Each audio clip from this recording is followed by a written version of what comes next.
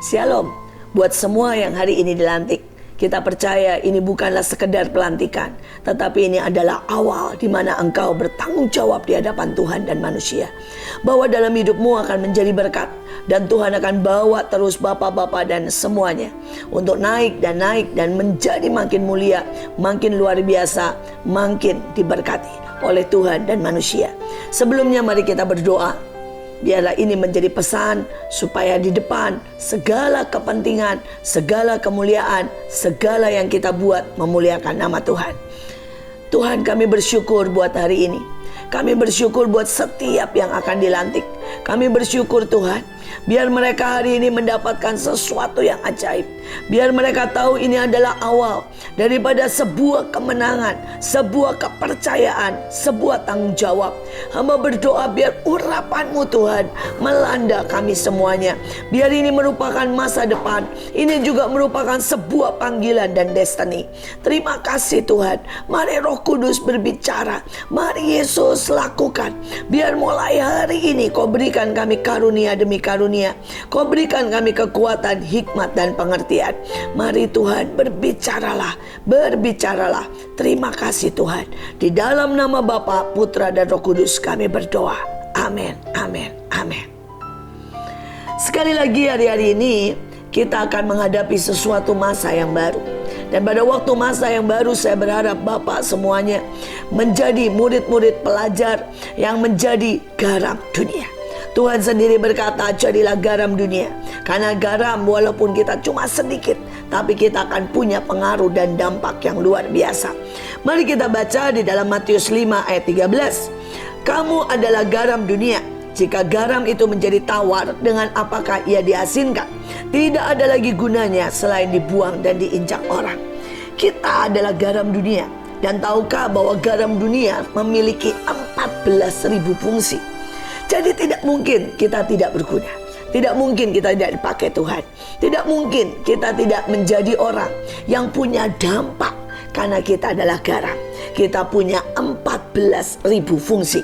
Dan biarlah setiap hidup kita berfungsi semakin kuat dan semakin nyata kemuliaan Tuhan dalam hidup kita. Mari kita lihat yang selanjutnya. Saudara, yang pertama adalah mencegah pembusukan. Apapun dalam hidup ini, seringkali ada banyak yang bisa membuat hati kita jadi busuk. Kemarahan, kekecewaan. Kita berkata, Tuhan, aku sudah melakukan kesalahan dan sudah ada nama buruk dalam hidupku. Tetapi saya mau berkata, pada waktu kita berfungsi sebagai garam, maka pembusukan itu berhenti. Di dalam Markus 9 ayat 49 dan 50, dalam terjemahan The Message berkata, setiap orang cepat atau lambat harus melewati api pemurnian, tetapi engkau akan terpelihara, karena garam itu memelihara dengan baik, terlindungi dari api pengujian. Saudara, ada begitu banyak api pengujian. Mungkin itu kita bisa difitnah, mungkin kerugian, mungkin kemarahan. Tetapi saya mau berkata, ada perjanjian Tuhan. Kalau kita ini berfungsi sebagai garam, maka Tuhan akan menghindarkan kita, sehingga kita tetap terpelihara, sehingga reaksi kita benar, sehingga apapun yang kita buat tetap, saudara, ujungnya memuliakan nama Tuhan. Saudara, dan selanjutnya fungsi garam dikatakan, biarlah perkataanmu selalu ramah, menyenangkan dan manis, bagai digarami, sehingga engkau tidak pernah rugi, sehingga engkau tahu bagaimana memberi jawab. Saudara, reaksi kita itu sangat penting. Reaksilah yang membawa kita naik atau turun. Reaksi yang membawa kita, saudara, ada di tempat yang benar atau salah. Reaksi yang membuat orang bisa percaya kepada kita atau tidak. Saudara, mungkin sama-sama saya punya seorang teman. Saudara, dalam waktu yang sama dua-duanya, saudara, mengalami pelecehan seksual. Tetapi yang satu, saudara, dia bahkan mendatangi orang itu, memintakan ampun, membawa penyelesaian yang luar biasa. Yang satu stres, marah, dan hampir gila, berhenti sekolah. Saudara, reaksi kejadiannya sama, saudara. Satu lagi, pada waktu itu dua teman saya di saat yang sama, suaminya sama-sama nyeleweng. Saudara, yang satu mendatangi dan kemudian memukul selingkuhannya, sampai masuk peristiwa itu di dalam berita dan dalam, saudara, pengadilan. Tetapi yang satu, saudara, mengundang selingkuhannya makan. Saudara, dan di depan suami dan di depan selingkuhannya diundang ke rumah. Dan dia bicara dengan sangat tenang. Dia membimbing selingkuhannya. Sampai akhirnya selingkuhannya memisahkan diri dengan suaminya. Dan suaminya menjadi tambah sayang kepada dia. Kagum karena punya istri yang bijak. Sekali lagi reaksi. Saudara, dan Alkitab berkata, seperti digarami. Saudara, bahkan jeruk. Saudara, belimbing yang asam. Pada waktu digarami tiba-tiba keluar manisnya. Dan tiba-tiba saudara bisa dimakan dengan sangat enak. Saudara, karena itu mari kita berkata, Tuhan, berikan kekuatan aku untuk menjadi garam yang selalu bisa memberi jawab yang tepat, bereaksi tepat. Saudara, kemudian yang ketiga, fungsinya memberi rasa Tuhan. Dikatakan di dalam Matius 5 ayat 13, kata Yesus, ku beritahukan untuk apa engkau ada. Engkau ada untuk menjadi garam yang memberi rasa Tuhan di bumi ini.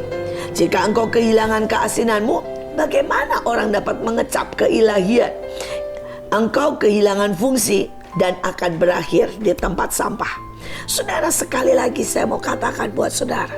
Saudara, pada waktu kita menjadi garam, sebenarnya Tuhan mau berkata kita harus memberi rasa Tuhan. Saudara, apa itu rasa Tuhan? Pada waktu kita dibenci, kita tetap mengasihi. Pada waktu kita difitnah, kita membuktikan kebenaran. Pada waktu saudara kita dirugikan, saudara kita mengampuni. Itu rasa Tuhan. Hanya Tuhan yang bisa buat itu. Pada waktu orang berlaku saudara yang jahat, Tuhan melepaskan pengampunan. Dan itu adalah rasa Tuhan. Saya berdoa kita memberikan rasa ilahi. Dan tiba-tiba dunia akan berkata ada yang berbeda. Ada yang berbeda. Saudara, hari itu ada seseorang yang anaknya dibunuh. Dan pada waktu dia bertemu dengan pelakunya, saudara, di dalam pengadilan diliput oleh begitu banyak, saudara, stasiun televisi. Dan mereka berkata, mereka mau melihat apa reaksi orang tuanya. Mereka berhadapan muka dengan pembunuh anaknya, saudara. Saudara, dan hari itu, saudara, tiba-tiba ibunya berkata, mulai hari ini engkau jadi anakku. Saudara, orang kaget.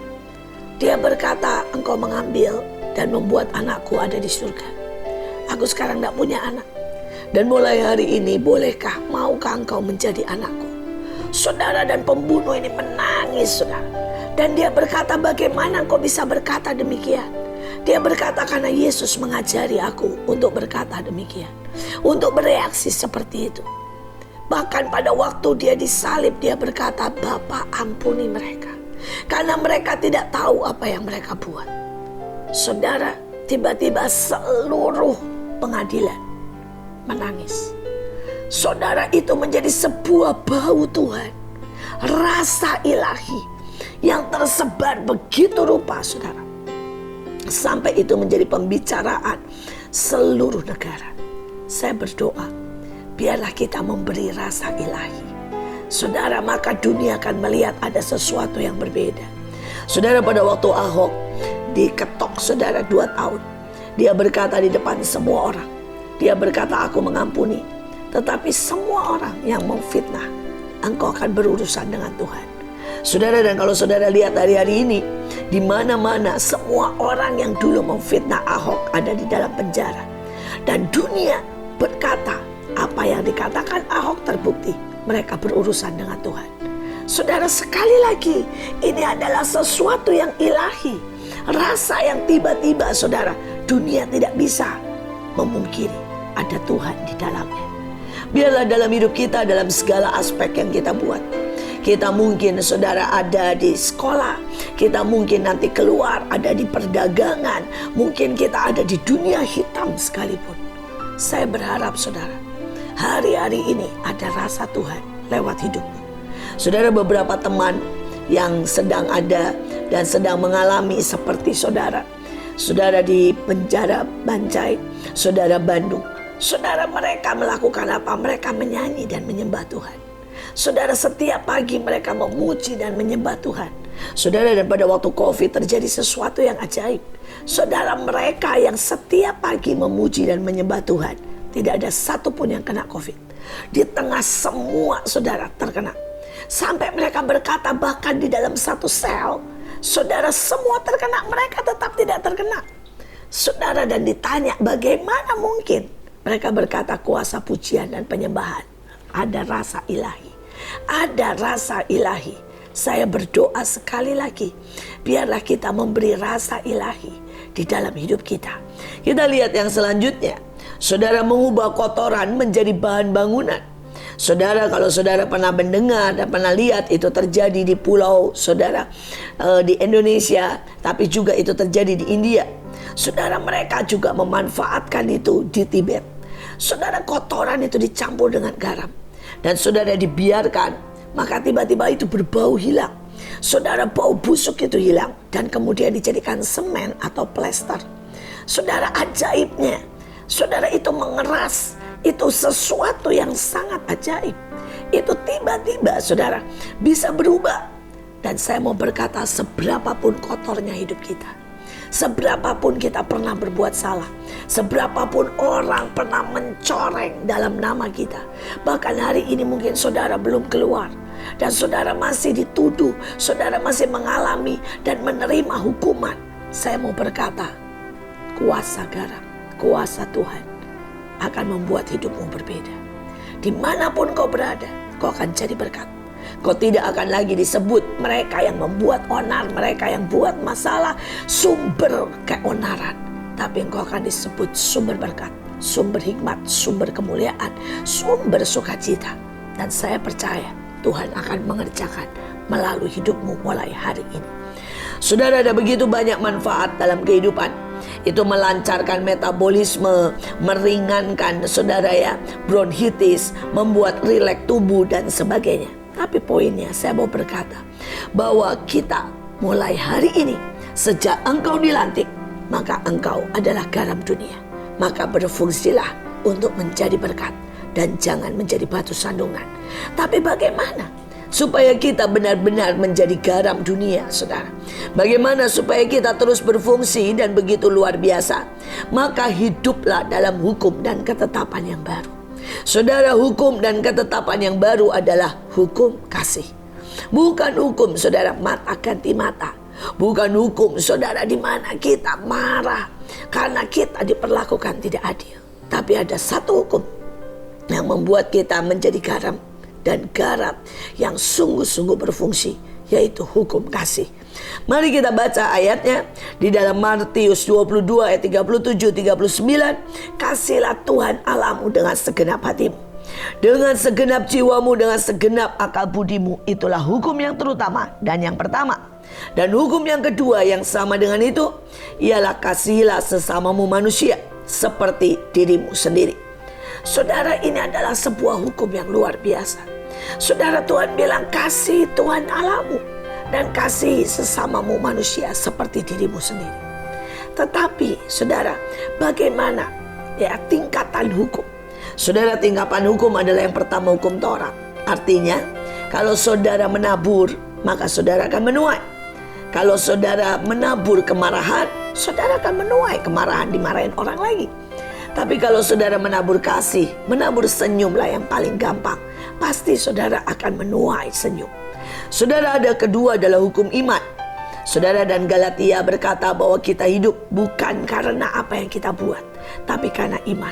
Saya percaya apapun kita pernah berbuat salah, iman berkata Yesus memberi harapan baru. Dan itulah hukum iman. Saudara, dan hukum yang ketiga adalah hukum berbelas kasihan. Mari kita berbelas kasihan kepada banyak orang, saudara. Ada banyak orang yang lebih menderita. Ada banyak orang yang lebih membutuhkan. Ada banyak orang, saudara, yang membutuhkan hiburan kita, membutuhkan kasih kita, membutuhkan doa kita. Saudara, hari itu anak saya naik gunung. Saudara, dan pada waktu di atas, saudara, ternyata teman-temannya tidak pernah naik gunung. Jadi mereka berpikir naik gunung panas. Mereka tidak bawa jaket yang tebal. Saudara, dan pada waktu di atas dingin dan malam mereka menginap, suhu terus turun sampai menjadi -2. Saudara, dan mereka menggigil luar biasa. Saudara, beberapa temannya ateis, beberapa temannya sama sekali tidak kenal Tuhan. Dan hari itu dia melepas jaketnya dan dia berikan kepada mereka. Dia berkata, silakan pakai. Mereka berkata, bagaimana dengan kamu? Dia bilang, kamu lebih membutuhkan. Saya bisa loncat-loncat, saya biasa naik gunung, saya tahu bagaimana mengatasinya. Saudara, singkat cerita, saudara, semalam itu temannya lah yang memakai jaketnya dan bukan dia. Saudara, dan dia bikin api unggun dan dia loncat-loncat dan sebagainya, saudara, untuk meredakan yang namanya hawa dingin itu. Saudara, mereka pulang, tidak terjadi apa-apa. Saudara, sampai di hotel, saudara, tiba-tiba teman ateisnya berkata, tolong ajari aku tentang menjadi Kristen. Dia berkata, ada apa? Tiba-tiba kamu dari tidak percaya Tuhan menjadi Kristen. Dia berkata, karena aku lihat yang namanya kamu melakukan, bahkan meminjamkan jaketmu yang hari itu benar-benar engkau butuhkan. Dia berkata, mendadak aku percaya Yesus. Karena aku tahu berarti kalau engkau melakukan itu dan Yesus mati buat kita, ya kurang lebih seperti itu. Saudara, tiba-tiba dari seorang yang tidak pernah percaya, dia melihat hukum belas kasihan menyelamatkan saudara. Saudara, kita lihat ada hukum keadilan. Ya, biar bagaimana seberapapun Tuhan mengasihi Daud. Pada waktu Daud berdosa, dia tetap harus dalam tanda kutip membunuh anaknya. Saudara, ada hukum keadilan. Dan seringkali anak-anak Tuhan berkata, aku sudah diampuni, aku anak Tuhan. Tuhan pasti menolong aku. Ya, tapi Alkitab berkata ada hukum keadilan. Kalau engkau berbuat salah, Tuhan terpaksa menghukum engkau. Tuhan terpaksa menghajar. Demi apa? Keadilan. Karena Tuhan tidak bisa melanggar keadilan. Karena Dia adalah Allah yang setia dan adil. Tapi di atas itu semua ada hukum kasih. Hukum keadilan membuat Yesus harus mati di atas kayu salib. Tapi hukum kasih berkata kita tidak usah lagi mati. Kita tidak usah masuk neraka. Walaupun kita, saudara, seharusnya masuk neraka. Dan saya berharap kita semua yang menerima kasih, kita akan menyalurkan kasih itu kepada banyak orang. Saudara, pada setiap kali kalau kita dilukai, kalau kita ada, saudara, untuk menyalurkan kasih, itu adalah sebuah kehormatan. Pada waktu engkau dilukai, pada waktu engkau dirugikan, mari pakai hukum kasih. Maka engkau sedang menebarkan keilahian. Maka engkau sedang, saudara, menjadi garam. Karena garam adalah merubah rasa. Dan saya berdoa, mari rubah rasa kebencian menjadi pengampunan. Mari rubah rasa kemarahan menjadi, saudara, kelembutan. Mari rubah kesedihan menjadi sukacita. Itulah engkau berfungsi sebagai garam. Pakai hukum kasih. Saudara, mari kita baca selanjutnya. Inilah hukum kasih. Dan inilah, saudara, ya, bagaimana menjadi garam. Saudara, Lukas 15:20 ayat 24. Perumpamaan anak yang hilang kembali kepada bapaknya. Ketika ia masih jauh, ayahnya telah melihatnya, lalu tergerak hatinya oleh belas kasihan. Ayahnya itu berlari mendapatkan dia, lalu merangkul, mencium dia, memberikan jubah yang terbaik, cincin pada jarinya, sepatu pada kakinya, menyembelih anak lembu tambun dan mengadakan pesta. Saudara, anak ini gak layak. Dia menghabiskan miliaran uang papahnya. Dia bikin malu. Dia bermain dengan pelacur. Saudara, bahkan dia begitu miskinnya sampai dia makan, saudara, makanan babi. Tetapi ayahnya melihat.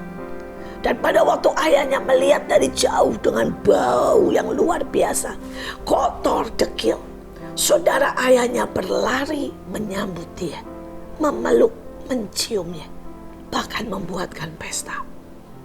Saudara, dan ini yang Tuhan mau buat saudara. Hari ini Tuhan sedang menyambut saudara. Hari ini Tuhan sedang membuat pesta buat saudara. Dan Tuhan berkata, mulai hari ini, mari memerintah bersama aku. Mari menjadi berkat. Mari lakukan banyak hal bersama Tuhan. Jangan ada satu orang pun di antara saudara yang berpikir, aku tidak punya masa depan. Tuhan bisa buat masa depan. Saudara-saudara berkata, Bu, ibu tidak tahu berapa lama saya dihukum. Saudara, dimanapun kau berada, di tempat seperti apapun, Tuhan bisa memakai saudara. Pada waktu saudara melihat dan mengikuti session demi session, pada waktu saudara mengikuti pelatihan dan sekolah ini. Saya percaya itulah tanda bahwa saudara percaya ada masa depan. Dan hari ini kalau setiap Bapak Ibu semuanya dilantik, setiap kita mengalami saudara ya sebuah peningkatan. Kita sedang dilantik dan Tuhan mau berkata, aku beri kesempatan yang baru. Aku beri anugerah yang baru. Aku beri supaya engkau menjadi berkat buat banyak orang. Saya berdoa dimanapun, jangan pernah merasa bahwa engkau bukan siapa-siapa. Tapi Tuhan sedang mau memakai, Tuhan sedang mau memberikan jubah baru. Tuhan sedang mencium Bapak. Tuhan sedang berkata, aku mengasihimu. Tuhan sedang memberikan sebuah otoritas. Bukannya Yusuf juga ada di dalam penjara, tetapi bagaimana Yusuf begitu menjadi berkat. Yusuf penuh dengan hikmat, sampai seluruh penjara dipercayakan kepada Yusuf. Bahkan Yusuf yang dari penjara yang pada zaman itu, Yusuf sebenarnya sudah tidak ada harapan. Dia seumur hidup akan dipenjara. Tiba-tiba Tuhan mengangkatnya menjadi raja. Bagi Tuhan tidak ada yang mustahil. Hari-hari ini saya percaya Tuhan sedang mau mengangkat semua kita. Tuhan sedang mau memberikan sebuah kesempatan yang baru. Dia memberikan cintanya, Dia memberikan wahyunya, Dia memberikan kesempatan, Dia memberikan masa depan. Jangan takut, sekali lagi ada masa depan buat kita semuanya. Saudara, ayat yang selanjutnya dikatakan 1 Yohanes 3 ayat 1, ketahuilah sungguh luar biasa kasih Bapa kepada kita, sehingga kita disebut anak-anak Allah. Roma 8 ayat 26. Begitu juga Roh Allah datang menolong kita kalau kita lemah, sebab kita tidak tahu bagaimana harusnya kita berdoa. Roh itu sendiri menghadap Allah untuk memohonkan bagi kita dengan kerinduan yang sangat dalam, sehingga tidak dapat diucapkan. Saudara, ada banyak orang tidak punya hubungan yang baik dengan Tuhan. Saudara, dan ini persoalan. Saudara tidak bisa menyalurkan kasih. Saudara tidak bisa ada dan hidup dalam hukum kasih. Bahkan saudara tidak bisa punya keilahian kalau saudara tidak ada hubungan yang sungguh-sungguh intim dengan Bapa, Putra, dan Roh Kudus. Saudara, saya berdoa supaya setiap kita memiliki keintiman lebih lagi dengan Bapa, Putra, dan Roh Kudus. Saudara, mulailah, mari berdoa dalam bahasa yang baru. Saudara, pada waktu kita berdoa dalam bahasa yang baru seperti tadi ayatnya, kita tidak tahu apa, tetapi pada saat itu kita menyatu dengan Roh Kudus, dan Roh Kudus akan memberikan kepada kita, saudara, apa yang kita butuhkan. Saudara, Benny Hinn adalah seseorang yang dia mengekspresikan bagaimana kedekatannya dengan Roh Kudus. Setiap pagi dia akan berkata, selamat pagi Roh Kudus. Mari Roh Kudus dekat. Mari bawa aku untuk menikmati Engkau. Ajari aku sesuatu yang baru. Setiap kali dia baca Alkitab, dia berkata, Roh Kudus ajari aku, wahyukan, buka sesuatu yang baru. Dan saudara, seperti yang saudara banyak tahu, bagaimana Tuhan memakai kehidupan Benny Hinn. Saudara, setiap kali dia hanya mengebaskan tangannya, begitu banyak orang rebah. Saudara, pada waktu dia menyembah, ada begitu banyak orang dijamah oleh Roh Kudus. Karena apa? Pada waktu kita intim, maka tiba-tiba kita menjadi saluran, seperti gelombang, saudara, yang mengalir lewat hidup kita. Dan Roh Kudus bisa pakai kita. Saudara, hari itu anak saya baru berusia 10 tahun. Dan hari itu dia sedang jatuh cinta dengan Roh Kudus. Setiap hari dia berdoa, saudara, dia berbahasa roh, dia baca Alkitab, dan dia terus berkata Roh Kudus, Roh Kudus.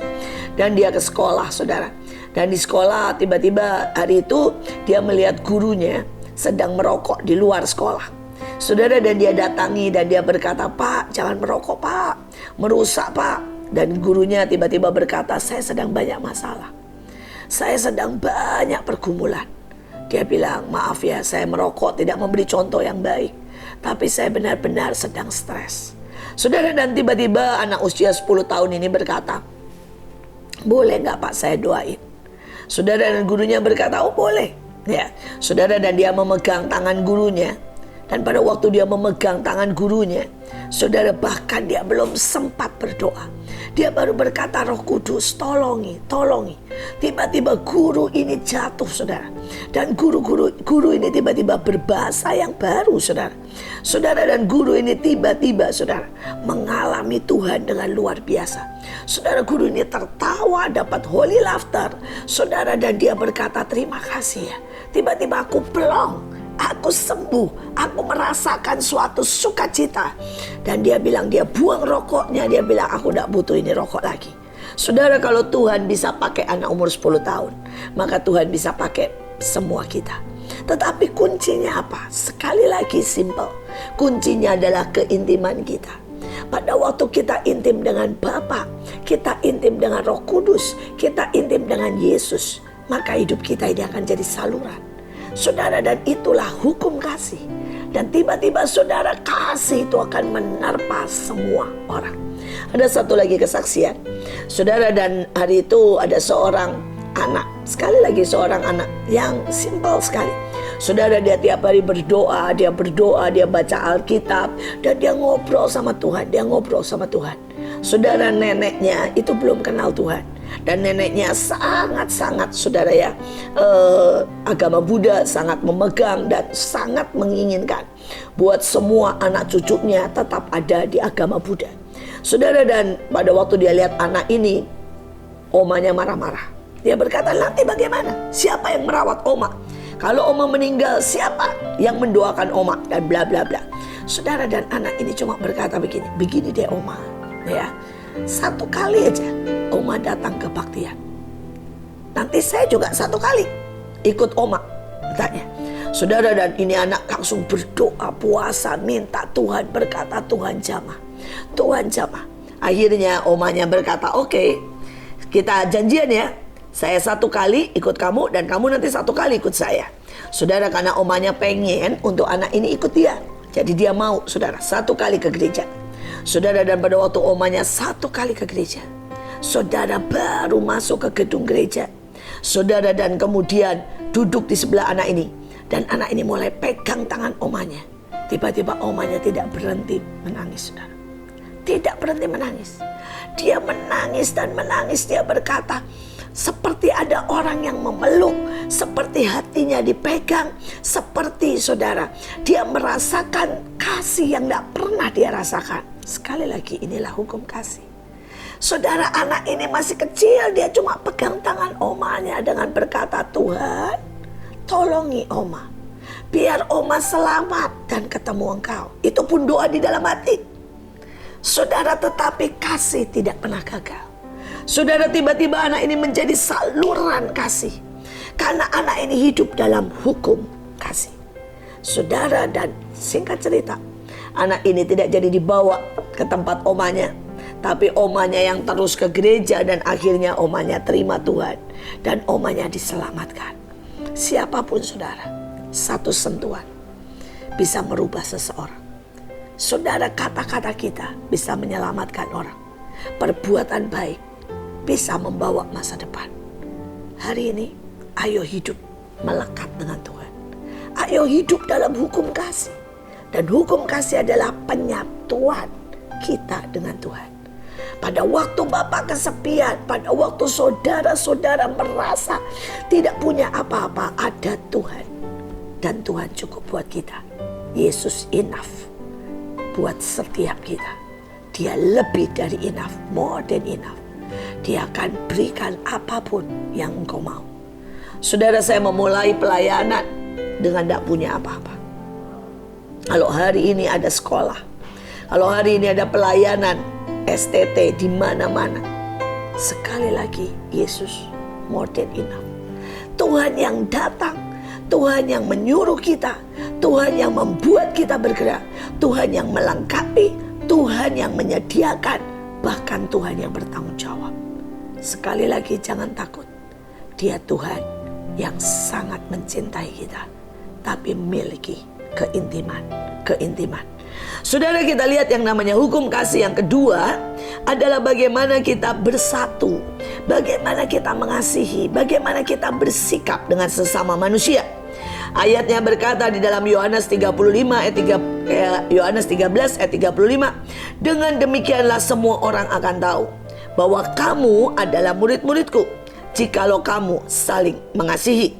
Saudara, ada ayat yang lain di dalam Efesus 4 ayat 32. Tetapi hendaklah engkau ramah seorang terhadap yang lain, penuh kasih mesra, saling mengampuni, sebagaimana Allah di dalam Kristus telah mengampuni kamu. Saudara, saya mau berkata dan bersaksi bahwa kasih kepada sesama kita, saudara-saudara kita, orang tetangga, anak-anak, istri, seringkali tidak perlu diekspresikan dengan hal-hal yang besar, tetapi perlu, saudara, setiap hari diekspresikan. Sekali lagi, kita tidak perlu melakukan hal yang besar untuk mengekspresikan kasih, tetapi kita perlu untuk mengekspresikan kasih sebanyak mungkin, kalau bisa setiap hari. Saudara, dan sekali lagi ada kesaksian dalam hidup saya. Hari itu anak saya masih berusia 7 tahun. Saudara, dan dia memang susah makan. Dia memang tidak suka makan. Saudara, dan setiap kali ada catering. Saudara, dan setiap kali dia makan cuma sedikit sekali. Dan dia akan bawa catering itu, saudara, kepada CS. Dan dia berkata, ayo dong bantuin saya makan. Pasti belum makan kan tadi pagi. Udah makan aja punya saya. Saudara, itu sebenarnya dia buat bukan karena kasih, tetapi karena, saudara, dia sendiri malas makan. Saudara, dan seringkali, tapi dia tahu ada banyak CS, ada banyak orang, saudara, teman-temannya yang tidak punya. Jadi dia tawarin selalu makanan itu. Siapa yang tadi pagi belum makan? Dan dia bagikan makanannya. Saudara, dan sekali waktu dia dapat bola, maka dia juga bawa bolanya yang lama. Dan dia berkata, siapa yang gak pernah dan belum punya bola? Tiba-tiba ada seorang anak yang berkata, kamu tahu gak, saya sudah menabung selama 2 tahun untuk beli bola. Saudara, dan dia berikan bola itu. Dan anak ini menangis waktu dapat bola, saudara. Cuma bola, bayangin, saudara. Dia harus menabung 2 tahun untuk bisa membeli bola sepak yang benar, yang kulit, saudara. Saudara, dan itu hal-hal kecil. Tapi saudara tahu, ada satu CS yang sebenarnya aliran keras. Saudara, dan dia ada di sekolah itu untuk memata-matai, untuk menyelidiki, untuk membocorkan, untuk melakukan banyak hal yang sebenarnya tidak baik, termasuk mencuri dan mensabotase. Saudara, tetapi setiap kali dia bertemu dengan anak saya dan dia tawarin makan, setiap kali anak saya males, dia tawarin apapun lah kepada orang ini. Saudara, dia juga menawarkan kepada yang lain, tapi kebetulan berkali-kali ketemu dengan orang ini dan dia berikan makanan, dia berikan coklat, dia berikan apa saja. Saudara, dan sekali waktu orang ini nangis tidak berhenti dan menghadap saya. Dan dia berkata, Bu, saya mau keluar. Saya bilang, kenapa? Saya itu ada di sini untuk mencabut tasya. Saya ada di sini untuk membuat kerugian demi kerugian. Saya tidak suka orang Kristen dan saya masuk ke sini untuk mencuri. Tapi setiap kali saya mau mencuri, saya ketemu anak ibu dan dia memberikan nasinya. Wajah dia membuat saya tidak bisa mencuri. Wajah dia membuat saya tidak bisa berbuat jahat. Wajah dia membuat saya berkata, saya nggak tahu diri. Saya dicintai oleh orang-orang di tempat ini, tapi kenapa saya mau membalas yang jahat?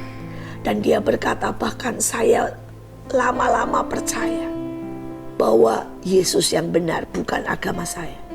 Karena agama saya penuh kebencian. Dan agama ibu penuh dengan pemberian, penuh dengan kasih. Sekali lagi, itulah hukum kasih. Saudara, hukum kasih tidak usah muluk-muluk, tapi biar semua orang melihat kebaikan. Saudara, semua orang melihat keramahan kita. Semua orang melihat bagaimana kita saling mengampuni, bagaimana kita saling memberi. Saudara, dan sekali lagi, kita sangat penting hidup dalam hukum kasih. Karena Tuhan di dalam Mazmur 37 ayat 28, sebab Tuhan menyintai hukum dan ia tidak meninggalkan orang-orang yang dikasihinya. Saudara, sekali lagi dikatakan, Yakobus 4 ayat 12, hanya ada satu pembuat hukum dan hakim, yaitu dia yang berkuasa menyelamatkan dan membinasakan. Saudara, karena itu hiduplah dalam hukum dan ketetapan Tuhan, yaitu hukum kasih. Karena itu tinggalkan masa lalu. Jangan tertuduh, jangan merasa bahwa hidup saudara sudah rusak. Karena Tuhan memberikan yang baru, saudara. Tuhan memberikan satu kesempatan lagi. Tuhan sedang melantik saudara, Tuhan sedang mengangkat saudara. Karena itu hidup baru dalam hukum dan ketetapan Tuhan. Dan itu adalah apa? Hukum kasih. Saudara, terakhir saya mau berkata, akibat melanggar hukum adalah kematian. Di dalam Yohanes 3 ayat 36, tetapi barang siapa tidak taat kepada Allah, ia tidak akan melihat hidup, melainkan murka Allah tetap ada dalam hidupnya. Ada orang yang berkata kepada saya, "Bu, kenapa hidup saya ini sial?" Karena seringkali tanpa kita sadar, kita hidup di luar dari hukum kasih. Kita melanggar begitu banyak hukum. Saudara, dan hidupmu ada terus dalam kemarahan Tuhan, murka Tuhan. Saudara, hidupmu sepertinya sial. Saudara, sepertinya gagal. Karena apa? Karena kita melanggar dan tidak hidup dalam hukum kasih. Saudara, dan ayat yang lain berkata di dalam Ibrani 2 ayat 2, sebab kalau firman yang dikatakan dengan perantaraan malaikat tetap berlaku, dan setiap pelanggaran dan ketidaktaatan mendapat balasan yang setimpal. Ingat hukum keadilan. Saudara, karena itu jangan sampai pada waktu kita, saudara, mungkin melakukan hal-hal mencuri kecil-kecilan, tetap saudara kita akan kena, saudara. Karena ayatnya berkata kita akan menerima, saudara, setimpal, saudara, dengan apa yang kita lakukan. Saudara berkata, ini bohong kecil-kecilan, itu pun akan kena, saudara. Dan sekali lagi, cepat-cepat minta ampun kalau kita berbuat dosa. Karena tidak ada seorang pun yang selalu benar, yang luput daripada kesalahan. Tetapi Tuhan itu penyayang dan Tuhan itu memberikan pengampunan. Tapi kalau kita tidak minta ampun, maka yang terjadi adalah setiap pelanggaran dan ketidaktaatan mendapat balasan yang setimpal.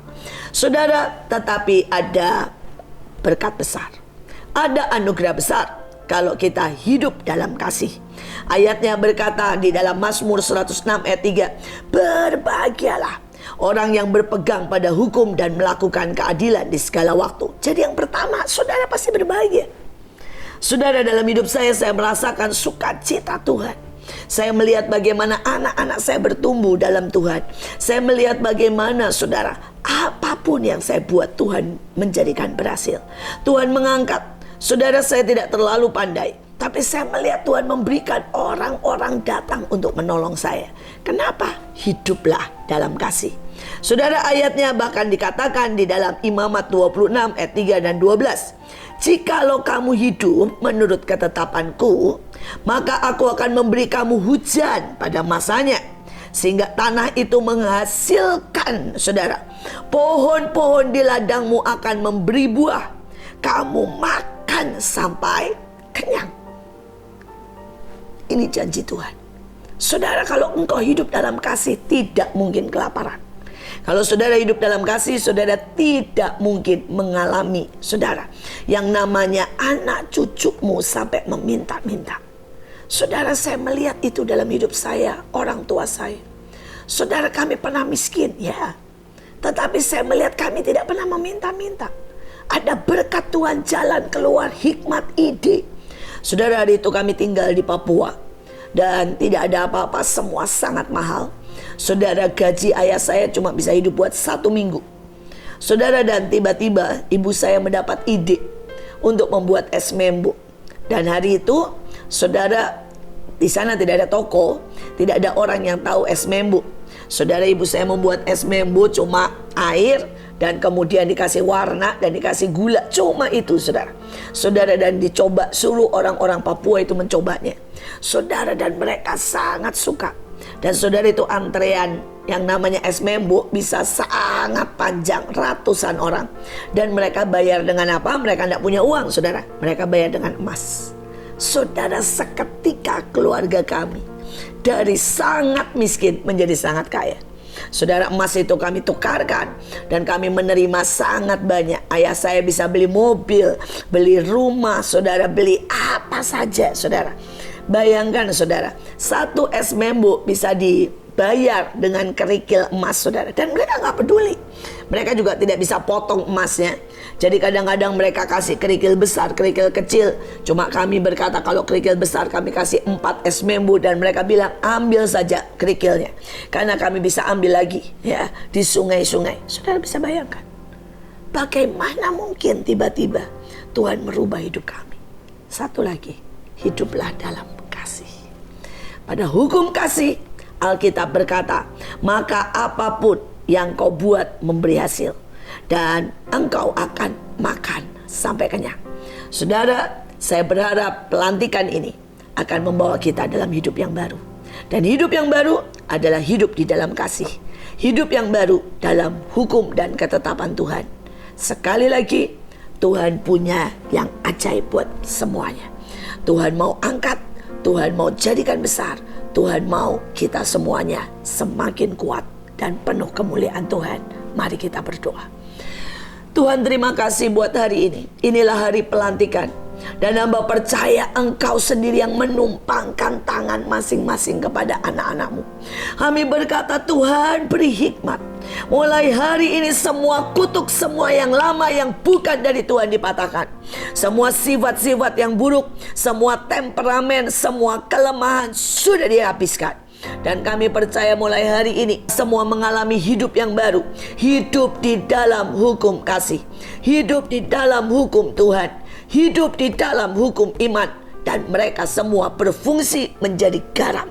Kami berdoa Tuhan, biar ada keilahian turun dalam hidup mereka. Ada roh, 7 roh Allah turun dalam hidup mereka. Ada Tuhan karunia demi karunia. Ada Tuhan yang namanya kesempatan demi kesempatan, kemudahan demi kemudahan, favor of God and man. Terima kasih Tuhan.